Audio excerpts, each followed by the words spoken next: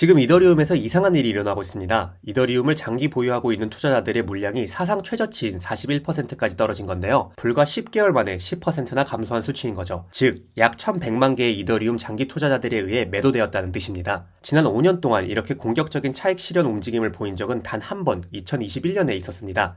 이더리움 가격을 겹쳐보면 이 매도 추세가 최고점 부근에서 시작됐음을 알 수 있습니다. 이 장기 투자자들의 자금을 흔히 스마트머니라고 부르는데 항상 이런 가격 하락을 주도하고 고점에서 빠르게 매도 움직임을 보이기 때문이죠. 반대로 이더리움을 보유하고 있는 기업들, 즉 이더리움 재무 기업들의 보유량은 급증했습니다. 이들은 비트코인을 재무자산으로 보유하는 기업들처럼 이더리움을 기업의 재무자산 일부로 보유하고 있는데요. 현재 이들의 총 보유량은 2025년 6월 약 4만 개에서 불과 3개월 만에 거의 300만 개까지 급증했습니다. 이는 이더리움 전체 공급량의 약 2.5%를 단기간에 축적한 것입니다. 즉, 온체인 데이터는 스마트머니가 차익 실현을 하고 있다고 신호를 보내는 반면 이더리움 재무 기업들은 공격적으로 포지션을 늘리고 있다는 것이죠. 이 두 세력 중 한쪽은 명백하게 잘못된 판단을 하고 있는 것일 텐데요. 이번 영상에서 어느 쪽이 정답일지 같이 알아가 보도록 하겠습니다. 이더리움은 다른 자산처럼 금융 환경에 영향을 많이 받습니다. 이는 투자자들이 어느 정도 위험을 감수할 의향이 있는지를 결정하는 변수들로 작용하죠. 이더리움은 변동성이 크고 아직 비교적 오래되지 않은 자산이기 때문에 일반적으로 위험 자산으로 간주됩니다. 따라서 투자자들이 자본을 이더리움으로 배분하기 위해서는 굉장히 우호적인 금융 환경이 필요합니다.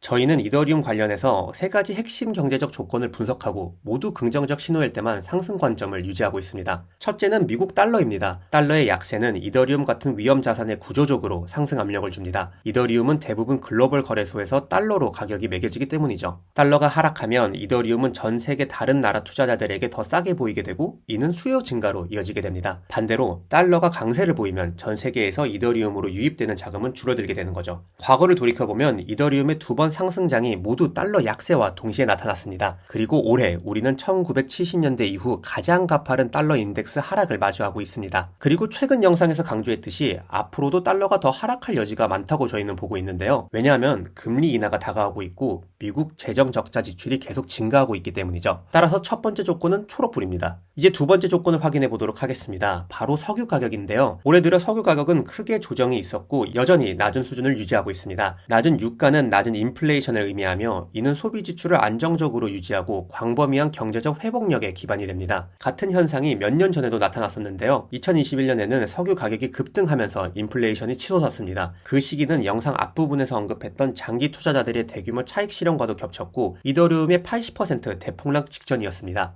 2022년 6월 유가가 최저점을 찍고 다시 상승을 시작했을 때 거의 정확하게 이더리움의 저점과 일치했습니다. 반등을 위한 길을 열어준 것으로 해석할 수 있다는 의미죠. 오늘날 유가가 여전히 하락세를 보이고 있기 때문에 이 조건에서도 저희는 초록불을 받고 있습니다. 물론 만약 유가가 여기서 반등한다면 투자자들은 리스크 자산 포지션을 조정할 것이고 이는 이더리움 가격을 재평가해야 하는 상황으로 이어질 수 있죠. 마지막 핵심 요인은 미국 금리입니다. 이는 연준의 금리 차트를 보면 알 수 있는데요. 금리가 하락하면 대출에 필요한 이자가 줄고 할인율이 낮아지는데 두 조건 모두 자본을 크립토 같은 위험 자산으로 유입시키기 좋은 조건이기 때문에 굉장히 중요합니다. 이더리움 가격을 겹쳐보면 얼마나 큰 영향이 있는지 명백하게 알 수 있는데요. 2018년 12월 연준이 금리 인상을 중단하겠다고 발표한 시점에 이더리움은 바닥을 쳤습니다. 그 후 2021년 11월 연준이 긴축으로 전환했을 때 이더리움은 정점을 찍었습니다. 그리고 다시 2020년 말 연준이 금리 상승이 마무리가 돼간다는 발표 후 또다시 바닥을 형성했죠. 현재 저희는 다시 완화 사이클의 도입부를 맞이하고 있습니다. 금리 인하가 다가오고 있기 때문이죠.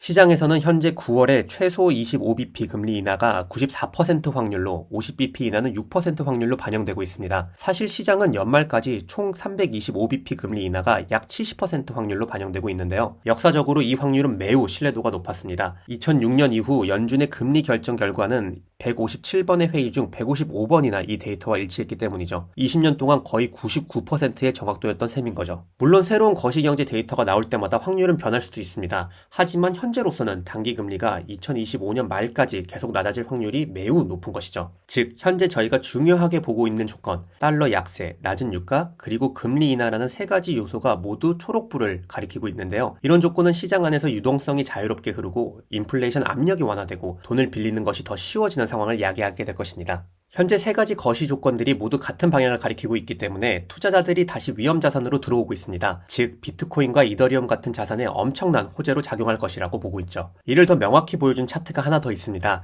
이 차트는 지난 10년 동안 금융 환경이 얼마나 긴축되었는지를 나타나는데요. 빨간 선 위로 교차할 때는 긴축된 시기였습니다. 예를 들어 2016년 3월, 2019년 3월, 2020년 3월, 그리고 2020년 중순이었죠. 반대로 녹색선 아래로 떨어질 때는 양적 완화 시기였고 2016년 9월, 2020년 7월, 그리고 2024년 1월에 있습니다. 이를 이더리움 가격과 비교해보면 긴축 시기에는 큰 조정이 있었고 완화 시기에는 강력한 상승세를 보이며 2016년과 2020년에는 사상 최고가를 갱신했었습니다. 현재 조건은 다시 완화되고 있으며 이는 역사적으로 위험 자산의 강력한 상승을 지지해왔던 환경입니다. 이러한 이유로 저희는 영상 앞부분에서 강조했던 장기 투자자들의 차익 실현에 대해 크게 걱정하고 있지 않습니다. 사실 2021년을 조금 더 자세히 보면 그 당시에도 이 패턴이 곧바로 최고점을 시사하지는 않았습니다. 실제로 상승 랠리는 계속되었고 가격이 더 오르면서 차익 실현은 더욱더 가속화되었습니다. 이런 과정이 총 450일 정도 지속된 후에야 이더리움은 최종적으로 최고점에서 내려왔습니다. 영상을 만드는 시점에서는 차익 실현 단계에 진입한 지 약 300일 정도밖에 되지 않았습니다. 따라서 이전 사이클을 기준으로 한다면 2026년 1월쯤에야 최고점이 형성될 수 있다는 의미입니다. 물론 타이밍은 항상 변할 수도 있습니다. 하지만 여기서 핵심은 이 지표가 당장 정점을 시사하는 것이 아니라는 점입니다. 오히려 이더리움 상승 랠리의 후반부에 있다는 것을 보여주며 앞서 언급한 세 가지 핵심 경제적 조건이 계속 유지가 된다면